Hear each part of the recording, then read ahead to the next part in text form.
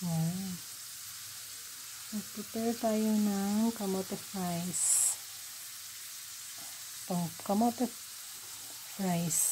Ayan, tawag nila sa Batanes ay wakay. Wakay fries. Yan. Ito yung nahiwa. Ito po yung prito. Kamote. Ito yung naluto na. Ayan.